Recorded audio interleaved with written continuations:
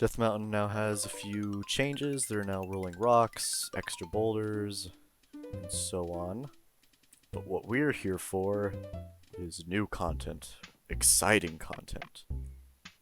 So here we are in Goron City. No Gorons around except for one, which we can make friends with by blowing him up. Or not. Fortunately, for the most part, it's pretty easy just because you can catch him in the crossfire most of the time, like that. And we can go ahead and talk to him. Woo! And we get the Goron Tunic. I'm going to see if this hurts me, because last time it did, and I'm not sure if it's supposed to. Yeah, there we go. Okay, that worked just fine. So new additions to the Hookshot is that if you hit a wall that isn't grabbable, it'll make a noise. If you don't hit anything, it doesn't make any noise. And then if you actually hit something, obviously you're going to go to it. Another chic cutscene. Boom. Boom. And Firewall, gone. Totally didn't just go underground. I see you. This used to be lava, but it is now magma because it was just causing too many issues, and if you were to drop a item down there, gone, pretty much. This way you can still at least get your items for the most part. As long as you're not stupid and you're like, ugh! In which case you can still probably make it. Alright, enough dilly-dallying, let's get into this temple. But let's dilly-dally for another second. If you're not wearing the Goron Tunic, you will be burning. Burning's generally not a good thing, so I recommend putting it on. Into the Fire Temple. We are now here, there are keys, we're gonna ignore them because we're only interested in the new stuff. So let's go talk to Darunia. He's gone, he's gonna go kill the dragon and probably die, that's why he turns as a spirit. And we're basically just trying to save all the Gorons, but only for their keys. We don't really care about the actual people, we just want the keys. Which is why we're gonna skip a few and just go through doors like this. We have a time block, I think is actually its name. And here's some actual new enemies. We got spinning floor tiles. So you can either kill them, block them, or if you're in adventure mode, you'll take damage from them. Boom. I'm only not taking damage because I have regeneration. Next enemy is a like. Very disturbing. He'll try to eat you, obviously. Ah, yes. I do enjoy being eaten, and then he'll spit you out like that. He takes your tunic. He would have taken my shield if I was having the Hylian shield, but because I shouldn't actually technically have this because I'm an adult. But yeah, once you kill him, we'll get the Goron Tunic back, and we'll go find some more new stuff, like these cool platforms. They actually used to work, but they broke for a while, so they work again. Oh yeah! Red bubbles. I didn't actually show these guys in the last one. Maybe that's why, because they didn't actually show up. Where are they? They're dead. Well, thought I saw something. Not sure why they didn't spawn the first time, but here we go. There we go, a red bubble. Jumps out of the ground and now gone. That's about it. Not too exciting. Next up we have this room. The iron bars are climbable in this area, just because I prefer the way they look rather than ladders. And we have a giant push block here that we can drop down and ride up. And we have another new enemy, the Torch Slug. Once he catches sight of you, he will chase you around. Very terrifying. Truly the most aggressive enemy in this game. Oh yeah, he jumps at you too. He's like, ah! He's not very good at attacking though. He's not attacking at all. Might be something to look into. Anyways, once you hit him once, he'll lose his fire and try to run away from you until he gets his fire back, but we're just going to kill him now. So he does not have that chance to do that. Here's another new thing. It's kind of an enemy. It's technically a zombie that you're hitting, but it's just a switch.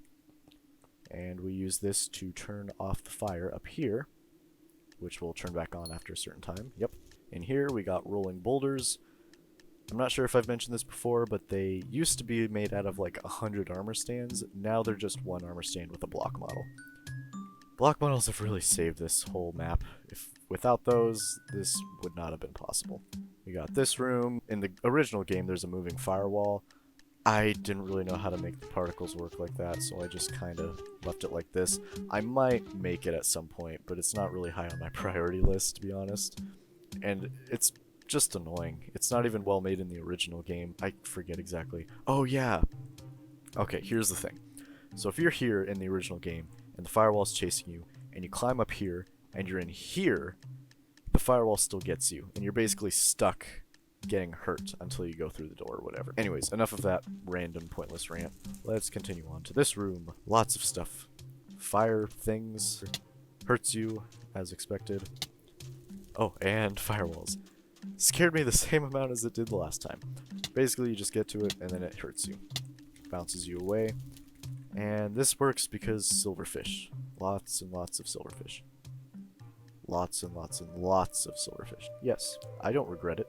Continuing on, we're about to head to the mini-boss room, but not before a trap. It's a mimic, a door mimic.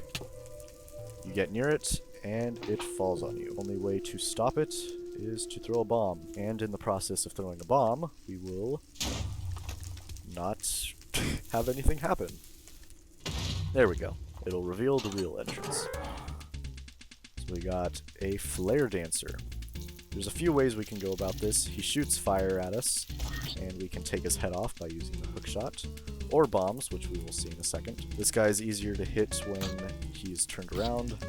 He's honestly still really hard to hit. After a certain amount of time, he'll go back into the fire. Here's an example of bombs also taking his head off. The idea with this guy is just to be patient. He stops moving for quite a while, so it's easier to hit him than you think. He is now in his second form, which is blue. Let's see if he spawns the special flames. There's a certain type of flame he can actually produce. Hopefully we see it. Hopefully that was the second phase. Yep, here we go. He is now green. Spawn those blue flames. No, those are red. You're a failure. And there we go. He is dead. There's another flare dancer, so we'll see if we can find the blue flames there. But for now, we're just going to continue on because it was taking too long. But anyways, there's a fire going on up there, and we can turn it off with this platform. Pressure plate, I mean.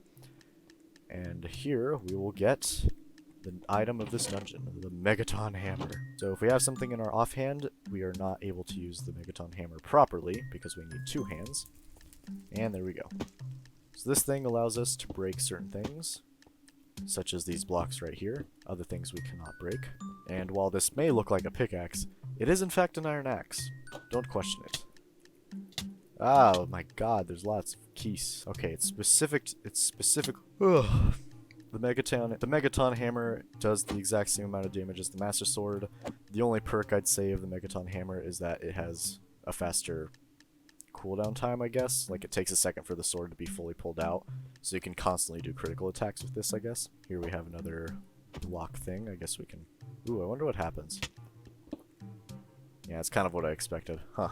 But anyways, we got crates. We can throw them on platforms, or switches, and open doors. So another thing the Megaton Hammer can break are rusted switches. And there we go. Another Goron saved. Down we go. Into this room. We can now actually get to the boss key area, unlike before, but we do not have the boss key quite yet. So we'll head back to the main room and break down this stuff over here so we can go into another locked room. In here, just another assortment of enemies, likes, and floor tiles. But here's the big one. Another mini-boss. This guy. Blue flames. No! I wonder if the like can get you through the door if he's standing here. Let's see. Oh, there's no way this isn't gonna work. Oh god. Why are there two? Okay, I need to fix that, but alright.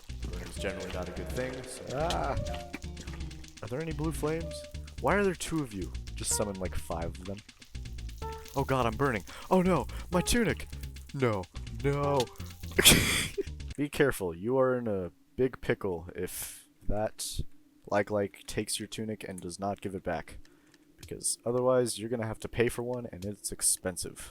We never got to see blue flames, but that's okay. We're just gonna continue on and get the boss key. We will open up the door, boom, and head in. Here we go. And we have Volvagia. Put a lot of effort in this guy.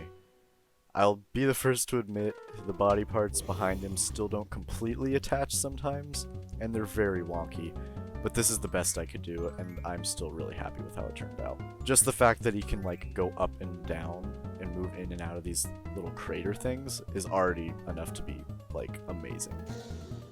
So we can't hurt him unless we use the Megaton Hammer, in which case we still can't. I still have a lot of bugs to fix in this game, but oh well. We're just gonna go into creative mode and you're gonna trust me on the fact that it works. Okay, so you can stun him with the Megaton Hammer, which doesn't do any damage, but then you can use either the Megaton Hammer or your sword to deal actual damage. He's gonna fly around and we can use the Hookshot to deal damage to him. We're gonna not do that because we want to see all his phases. And he'll shoot fire, as you can see. I actually need to give myself regeneration because I am one hit away from dying because he's that strong. We'll also go ahead and see his ground phase, which is this one. So if you don't attack him for a long enough time, he will shoot fire, which is very, very powerful. Down he goes into another one. If we are close to him, instead of shooting fire, he will do a spin attack. And apparently shoot fire. Another glitch, but we'll figure it out. And his final attack, which is to go up and not meteors, but just boulders fall from the sky, from the ceiling. Very similar to the meteors in Death Mountain. And yeah, he'll just kind of float around, dropping meteors. Hello. Ouch. By the sound of it, he has reached his limit, so next time we hit him on the ground, he will die. You can't actually kill him when he's in the sky. You can shoot him as many times as you want, but it will not kill him until he goes back into the ground, in which case, once you stun him for real and kill him, then he will die. Final hit right now. Boom. And we even have a nice little cutscene for him. Pretty much the same as his introduction, except he moves the other way. And as you will see, all his body parts just kind of fall off until finally his head remains and turns into a heart piece, or a heart container, I should say. And that's about it. I still have, oh yeah, I forgot there's a cutscene. So we get to watch the volcano erupt, pretty much. This guy's like, whoa! And yeah, but just in time, everything goes back to normal. The cloud over Death Mountain is no longer red, and the cutscene just went by like that. Basically, we got the fire medallion. Anywhere that you are in the world, the Death Mountain cloud will now be white again, which is very nice. And yeah, I think that's pretty much about it. I have one more thing to show off while we're finishing things up. Next up is the ice cavern, which is already built. I just have to make the enemies and the mechanics and everything. And I've actually already started work on the water temple. Completely built, just have to include the mechanics.